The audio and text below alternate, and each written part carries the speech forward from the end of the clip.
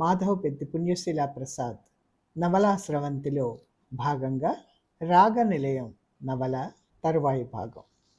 రాగనిలయం గురించి శ్రీపతి ముక్తకి క్లుప్తంగా తెలియచేశాడు. వాళ్ళ అక్క జీవితం ఏ విధంగా పాడైందో, ఆవిడ ఏ విధంగా రాగనిలయాన్ని స్థాపించిందో అవన్నీ కూడా తెలియచేశాడు. ఏమాత్రం ఆలస్యం చేయకుండా పక్కింటి ఆమె సహాయంతో అక్కని బట్టలు మార్చి ఆసుపత్రిలో చేర్చాం. ఆమెకి మెంటల్ షాక్ తగిలింది, కోలుకోవడానికి కొద్ది రోజులు పడుతుందన్నారు. అప్పుడు నేను ఆమెకి పోలీస్ రిపోర్ట్ ఇచ్చిన వైనని చెప్పాను. మొదట్లో మీలాగే మాట్లాడేది జీవితం గురించి, ఆ తర్వాతే కొన్ని నెలలకి మామూలుగా ఆలోచించడం ప్రారంభించి ఆమెకి కలిగిన ఊహే రాగనిలయంగా రూపుదిద్దిందని శ్రీపతి ముక్తకి తెలియచేశాడు. ఇంతకీ వాళ్ళకి శిక్ష పడిందంటారా? పడింది, లేకపోతే నేను ఊరుకుంటానా? నవ్వింది ముక్త. మీరేమనుకోకపోతే మరొక్క ప్రశ్న భలేవారే అడగండి. మరి మీరు పెళ్లి గురించి ఆలోచించలేదా, లేక? నవ్వాడు అతడు ఆ ప్రశ్నకి. ఆ నవ్వు మామూలుగా లేదు, ఏదో లోటు ఉంది ఆ నవ్వులో. చెప్పమంటారా? నన్నెవ్వరూ ధైర్యం చేసి ఇట్లాంటి ప్రశ్న ఇంతవరకు వెయ్యలేదు. క్షమించండి, మీకు అభ్యంతరం అయితే చెప్పద్దు. అబ్బే, అభ్యంతరం కాదు, కానీ నేను మీరు భగ్న ప్రేమికులా? మోసపోయారా?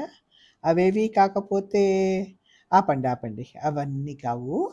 మరి ముక్తాదేవి గారు, నేను వివాహ జీవితానికి అర్హుణ్ణి కాదు, తాపీగా శాంతంగా అన్నాడు శ్రీపతి కిటికీలోంచి బయటికి చూస్తూ.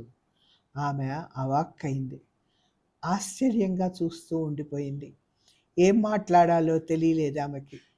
అతడు అది గమనించకుండానే మళ్ళీ అన్నాడు, ఈ తల్లిదండ్రులకి ఎంత ప్రేమ ఉంటుందో అంత స్వార్థం కూడా ఉంటుందేమో. ఆ స్వార్థంతో, ఆ ప్రేమతో ఇంకొకరి జీవితం నాశనం చేయడానికి వెనుదీయరేమో అనిపిస్తూ ఉంటుంది ఒక్కొక్కప్పుడు. శ్రీపతి గారు, మీరు మీరు మాటలు రాక ఆగిపోయింది, చేతులెత్తి దండం పెడుతూ ముక్త. నేను కేవలం ఒక మనిషిని, అంతే. ఇంకా మాటలు రానట్టు చూస్తున్న ఆమెతో, మీరు రెడీ అవుతే రాగనిలయం చూడడానికి వెళదాం అంటూ చెప్పులేసుకొని బయటికి నడిచాడు. కాఫీ తేవడానికి శ్రీపతి. బయటకు చూసిన ముక్త ఆశ్చర్యపోయింది. తెల్లవారి చాలాసేపు అయిపోయింది. కాలకృత్యాలు తీర్చుకోవడంలో నిమగ్నమైన ముక్త, కిరణ్ ఏం చేస్తూ ఉంటాడో, తన కోసం వెతుక్కుంటూ ఉంటాడా అని అనుకుంటూ మళ్ళీ ఇంకా అతడి గురించి తనకి ఆలోచన ఏంటి అని మళ్ళించుకుంది ఆలోచనల్ని. కిరణ్ భార్య కోసం అత్తగారింటికి వెళ్ళాడు. లేదని తెలిసింది. అసలు నిద్రలేవంగానే లేదని గమనించినా అంత పట్టించుకోలేదు. స్కూల్కి వెళ్ళిందనుకున్నాడు. ఆ తర్వాత తన పని మీద వెళ్ళిపోయాడు. ఆమె తను తన్ని తలుపేసినా వేశానని కించిత్తు బాధపడలేదు. ఆమెకి ఆ శాస్తి జరగాల్సిందే. ఎంత అహంకారి! ఎట్లా ఈమెను వదిలించుకోవడం? ఇవే అతడి ఆలోచనలు. సాయంత్రం తన తల్లి దగ్గరికే వెళ్ళాడు. ఇంటికి రాలేదు, అక్కడ కూడా లేదు. మరో 4 రోజులయ్యాక వెళితే లేదు. ఈ 4 రోజుల్లోనూ ఆమెను వదిలించుకునే విధానం గురించి కిరణ్ ఆలోచిస్తూనే ఉన్నాడు. విడాకులు ఇవ్వడమే ఉత్తమము అని అనిపించింది. విడాకులు మంచిగా మాట్లాడే ఇచ్చి పారేద్దాం అనుకున్నాడు. అందుకే ఇంట్లో భార్య కోసం ఎదురుచూశాడు. ఆమె రాలేదు. ఏదో అనుమానంతో అప్పుడు వెళ్ళాడు అత్తవారింటికి. అత్తగారు వదల్లేదు. ఎన్నో ప్రశ్నలు అడిగింది. ఎట్లాగో తప్పించుకొని బయటపడ్డాడు. ఇంటికొచ్చి తల్లితో జరిగిందంతా చెప్పాడు. అప్పుడు పోనీరా, పీడ వదిలింది అంది వాళ్ళమ్మ. ఎక్కడికి వెళ్ళిందోనని బాధపడ్డాడు తండ్రి. ఇంకెక్కడికి వెళ్తుంది?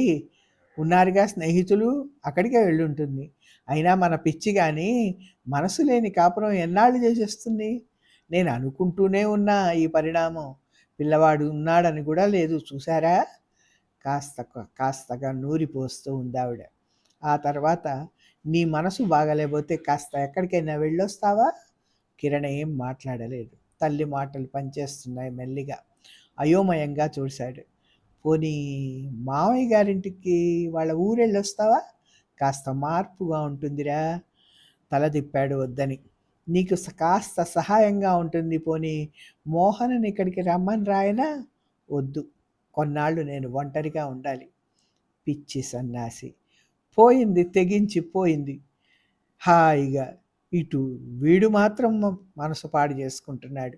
ఏదో అంటూనే ఉంది ఆవిడ. అంతకి 4 రోజుల ముందు శ్రీపతి వెంట రాగనిలయం చూడ్డానికి బయలుదేరింది ముక్త. అది ఒక పెద్ద బిల్డింగ్. అర్ధచంద్రాకృతిలో ఆకుపచ్చ రంగులో ఉంది. పైన ఆకర్షిస్తూ రాగనిలయం అన్న పెద్ద అర్ధచంద్రాకృతి బోర్డు గేటుకి ఇరుపక్కల బాగా పెరిగి అల్లుకున్న సన్నజాజి తీగలు. అడుగు పెట్టగానే అది ఒక పవిత్రమైన ఆలయంగా తోచింది. పెద్ద తోట, లాన్లు, క్రోటన్లు, లైన్లుగా కత్తిరించబడిన లైన్ తోటకూర, ఒక పక్కగా అంతా పెద్ద గులాబీ తోట. అందులో లెక్కలేనన్ని రకాల గులాబీలు విరగబూస్తున్నాయి.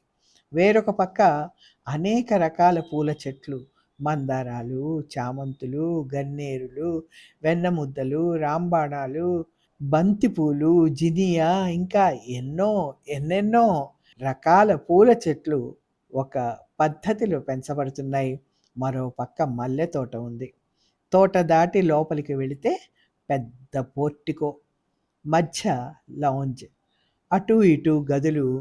అదేవిధంగా పైన కూడా గదుల్ని ఆనుకొని వరండా 2 పక్కలా ఉంది.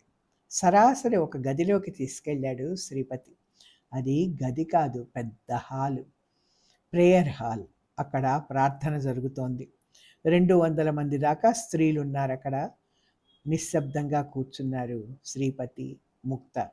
భజన గీతాలు పాడారు. ప్రార్థన ముగిసింది. అందరూ నిశ్శబ్దంగా బయటికి నడిచారు. ఏరా పతి, ఏంటి విశేషం అని అడిగింది ఒక ఆవిడ, తను వాళ్లతో పాటుగానే బయటికి నడుస్తూ. ఆవిడ్ని చూస్తూనే మంత్రముగ్ధలాగా ఉండిపోయింది ముక్త. కళ్ళు చెదిరే అందం, తీర్చిదిద్దినట్టున్న కనుముక్కు తీరు, గుండటి మొహం, అక్కడక్కడ తెల్ల వెంట్రుకలు మెరుస్తున్న దట్టమైన తలకట్టు. ఆవిడ్ని చూడగానే చెయ్యెత్తి నమస్కరించబుద్ధేస్తుంది ఎవరికైనా. చల్లటి చిరునవ్వు, విశాలమైన కరుణపూరితమైన ఆమె కళ్ళు ఆమెకి పెట్టని ఆభరణాలు. ఆమెను అట్లాగే చూస్తూ ఉండిపోయింది ముక్త. ఈవిడ ముక్తాదేవి అని నా కొలీగ్. మన రాగనిలయం చూడాలంటే తీసుకొచ్చాను. పరిచయం చేశాడు. మా అక్క వాత్సల్య. నమస్కారం అక్క, మీ గురించి ఎంతో విన్నాను అంది ముక్త నవ్వుతూ. నమస్కారం అమ్మారా. తనతో పాటు లోపలికి తీసుకెళ్ళింది వాత్సల్య. ఆఫీసులో కాసేపు కూర్చున్నాక, నువ్వే ఈ అమ్మాయికి అంతా చూపించు పతి, నేను మళ్ళీ కలుస్తాను అంది వాత్సల్య తన పనిలో మునిగిపోతూ. అంతా తిప్పి చూపించాడు శ్రీపతి. వివిధ గదుల్లో సంగీతం, నృత్యం, కుట్టుపని, టైపింగ్, బాతిక్, ఎంబ్రాయిడరీ, పెయింటింగ్, శిల్పం, గార్డెనింగ్, పాటరీ, ఇట్లా రకరకాల విద్యలకు కావలసిన సామగ్రితో సహా ఉన్నాయి. వెనక పక్క హాస్టల్ ఉంది, డైనింగ్ హాల్ ఉంది. వెనక పక్క ఫలవృక్షాలన్నీ ఉన్నాయి. నీళ్లు బాగా పోయే చోట అరటి చెట్లు ఉన్నాయి. చాలా ఖాళీ స్థలం ఉంది వెనక ముందు కూడా. అంతా తోటకే కేటాయించారు. అంతా చూసి వచ్చి కూర్చున్నాక ఎన్నో అడగాలనుంది ముక్తకి. కానీ ఏం అడగాలో, ఎట్లా మొదలు పెట్టాలో అర్థం కాక మౌనంగా కూర్చుండిపోయింది. ఇంతలో వాత్సల్య కూడా తన పని ముగించుకొని వచ్చి కలిసింది. పతి, ఈ అమ్మాయి రాగనిలయం చూడ్డానికి వచ్చిందన్నావు. ఏ ఉద్దేశంతో వచ్చింది? కాలక్షేపానికా, లేకపోతే మనలో చేరడానికి వచ్చిందా అడిగింది వాత్సల్య మాటల మధ్య. ముక్త కంగారు పడింది. నవ్వుతూ అన్నాడు శ్రీపతి, ఈమె కథ నేను చెప్తాను, నువ్వే తేల్చాలి ఆ విషయం. ఆమె కథ అంతా చెప్పాడు శ్రీపతి. అంతా విన్నాక అంది వాత్సల్య, ఈమె మనలో చేరితేనే మంచిది పతి. నాకు ఒక అసిస్టెంట్ కావాలనుకుంటున్నాను. కొన్నాళ్ల తర్వాత ఆ పోస్ట్ మీకు ఇస్తాను అని శ్రీపతితో అని, నువ్వు ఇవాల్టి నుంచే చేరిపో ముక్త. ప్రస్తుతం నీ పని వయోజనులకు విద్య నేర్పడం, సరేనా? ఇదిగో ఫారం. ఫిలప్ చేసివ్వు అంది ముక్తతో. ఆశ్చర్యపోయింది ముక్త. అక్క, మీకు నేను తెలిసి ఒక గంట అయింది, అంతలోనే నాకు ఒక ఉద్యోగ భావం, ఒక బాధ్యత ఇస్తామంటున్నారు. నేను ఎట్లాంటి దాన్నో కూడా. పిచ్చిదానా, నిన్ను చూడంగానే గ్రహించేశాను, నువ్వు మా మా కేటగిరీలో దానివనే. ఇంకేం మాట్లాడకు. నేను ఒక్కటి మాత్రం చెప్పగలను, ఈ పనిలో నీకు కావలసినంత సంతృప్తి, సంతోషం మిగులుతాయి. ఇంకేమన్నా అంటే నాకు అంతకంటే ఇంకేం కావాలక్క. కిరణ్ తల్లి బలవంతం మీద మేనమామ ఊరికి ప్రయాణమయ్యాడు. మేనమామ వాకిట్లో అడుగు పెడుతూ తటపటాయించాడు కాసేపు. మామయ్య వెనకటివన్నీ గుర్తు చేసి అవమానిస్తాడేమో, లేదా అత్తయ్య నిందావాక్యాలు పలుకుతుందేమో, మోహన లోకుగా చూస్తుందేమో అనుకుంటున్న ఆ సమయంలో అతడికి ఆశ్చర్యం కలిగించే విధంగా ఘన స్వాగతం లభించింది. మర్యాదకి మర్యాద, అడుగులకు మడుగులు, అత్తయ్య మామయ్య ఆదర అభిమాన వాత్సల్యాలతో మునిగి ఉక్కిరి బిక్కిరయ్యాడు కిరణ్. అది అతడు ఊహించనిది, అస్సలు ఊహించనిది. అరే, వీళ్ళెంత మంచివాళ్ళు, ఎంత ఉదార హృదయులు అనుకోకుండా ఉండలేకపోయాడతడు. ఇంకా మోహన తన పట్ల చూపుతున్న శ్రద్ధ, గౌరవం చూస్తే అతనికి ఆనందంతో మతిపోతుందేమో అని అనిపిస్తోంది. ఇదివరకటి కంటే ఇంకా అందంగా కనబడింది మోహన కిరణ్ కళ్ళకి. కిరణ్కి ఇప్పుడు మేనమామ మాటలు, మేనత్త పలుకులు చికాకును, విసుగును కలిగించడం లేదు. పైగా హాయిగా అమృతం చెందుతున్నట్టున్నాయి. మోహన సమక్షం ఆహ్లాదాన్ని కలిగిస్తోంది. పైకి ఏమీ కనపరచకపోయినా లోపలి భావాలన్నీ పసిగట్టగలదు మోహన.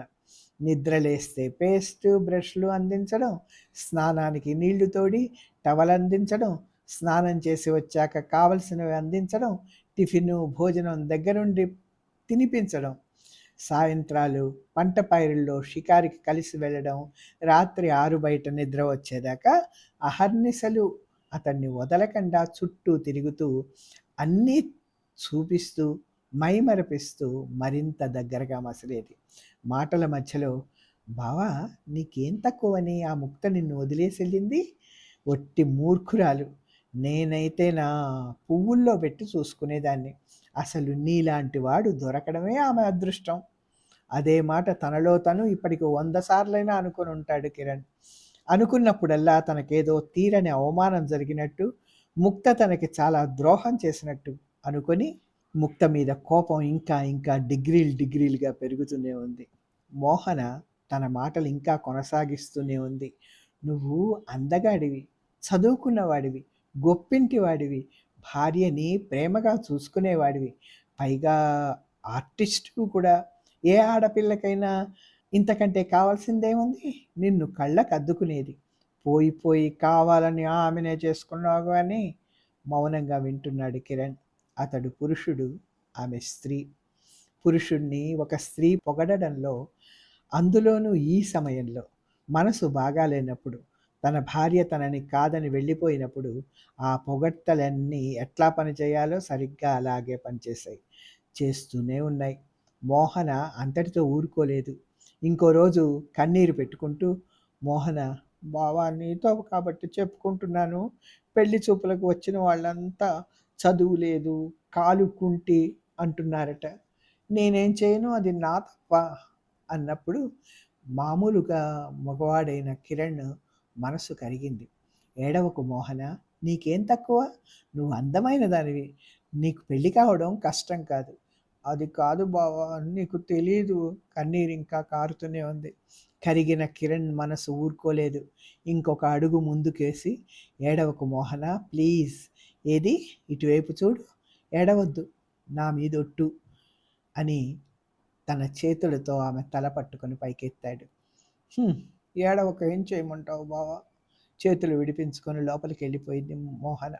ఆ తర్వాత రోజు నుంచి మోహనలో కొత్త ఉత్సాహం కనబడుతోంది. మరింత అందంగా అలంకరించుకొని అతడి ముందు తిరగాడసాగింది. ఆ రోజు వెన్నెల ప్రపంచాన్నంతటినీ మరపిస్తున్న వేళ మోహన తల్లిదండ్రులు పొరుగురు వెళ్ళారు. ఆ సాయంత్రమే. ఈ మధ్య వాళ్ళు అడపాదడపా అట్లా చేస్తూనే ఉన్నారు. మోహన లేత గులాబీ రంగు అమెరికన్ జార్జెట్ చీర, అదే రంగు బ్లౌజు, గులాబీ పువ్వు తలలో జగన్మోహనంగా ఉంది కిరణ్ కళ్ళకి. బావా, నిన్నొక్క విషయం అడుగుతాను ఇవాళ, నన్ను లోకుగా కట్టవుగా అంది మాటల మధ్యలో. ఛ! నేను నిన్ను లోకువ కట్టడమా? ఎంత మాట! అడుగు, ఏంటది? నేను పుట్టినప్పటి నుంచి నా భర్తవు నీవేనని చెప్తూ వచ్చారు మన పెద్దలు. నేను నిన్నే నా మనసులో నింపుకున్నాను.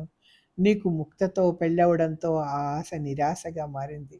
మళ్ళీ ఇప్పుడు నాలో ఆ ఆశ చిగురు తొడుగుతోంది. కారణం నాకు తెలీదు. నువ్వేమంటావు బావా? కిరణ్ మాట్లాడలేదు. తొందర లేదు బావా, బాగా ఆలోచించుకునే చెప్పు అంటూ లేచి వెళ్ళింది లోపలికి మోహన. ఆ రాత్రంతా ఆలోచిస్తూనే ఉన్నాడు కిరణ్ మోహన మాటల్ని నెమరేసుకుంటూ. మిగతా భాగం తరువాయి.